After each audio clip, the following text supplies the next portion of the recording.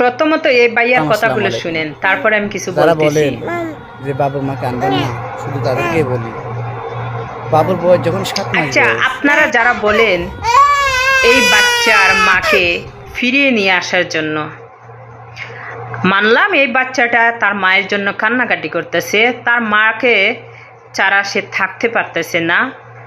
যখন এই বাচ্চাটা দুধ খাওয়ার অবস্থানে ছিল, এতটুক ছিল, 7 মাসের বাচ্চা ছিল, তখন যে তার মা তাকে রেখে অন্য একজনের হাত ধরে পালিয়ে গেছে, তখন এই বাচ্চাটাকে তার বাবা কত কষ্ট করে আজকে এই এতটুক বড় করেছে, আর এবং কি এতটুক পর্যন্ত তার বাবা তার সম্পূর্ণ কিছুকে মানিয়ে নিয়েছে।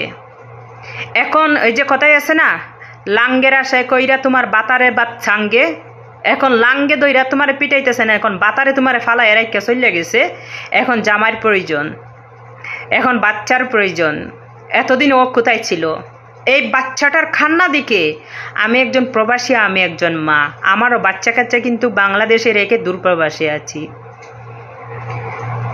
এই বাচ্চার কান্না দেখে আমার নিজের আমি নিজেরে ঠিক রাখতে পারি না, আমার নিজেরে অস্থির মনে হয় যে এতটুকু বাচ্চাকে রেখে কিভাবে সে এত পাষাণ হৃদয় নিয়ে অন্য একজন ছেলের সাথে পালিয়ে যেতে পারছে।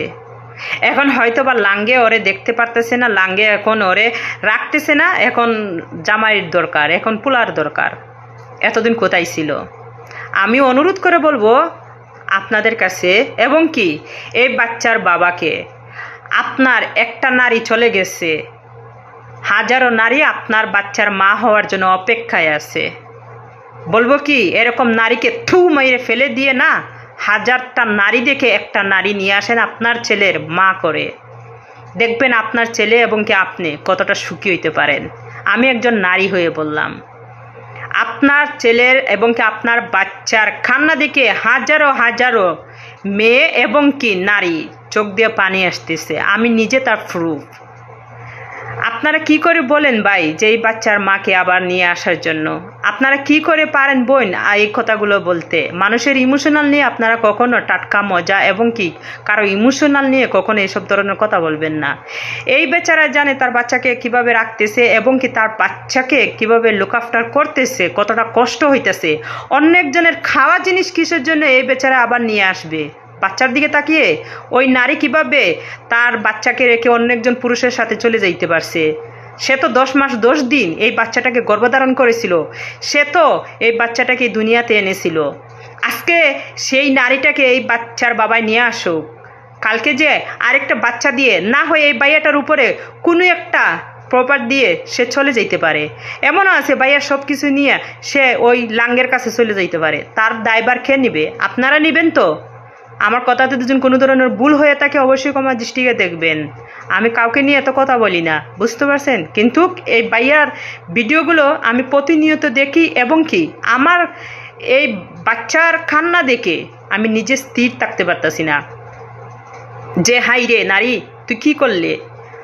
বাচ্চাটাকে একটু জাগল্য করে তুই পরকীয়া লিপ্ত হয়ে যাইতে, পরকীয়া বেটার কাছে চলে যাইতে। আজকে ওই পরকীয়া বেটা তোরে খাওয়াইতে পারতেছে না, পড়াইতে পারতেছে না, পরকীয়া বেটা তোকে দেখতে পারতেছে না, এখন তোর জামাইয়ের দরকার, বাচ্চার দরকার।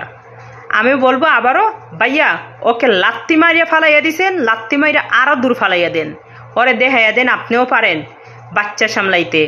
তবে কি জানেন, কখনো কারোর ইমোশনাল নিয়ে আমি মজা করি না। আল্লাহ তাআলা জানো তাদের বাপ বেটা দুজনকে ভালো রাখে এবং কি তাদের জন্য অনেক অনেক দোয়া আমি মন থেকে করি। পবিত্র জায়গায় আছে আমি সৌদি আরবে থাকি।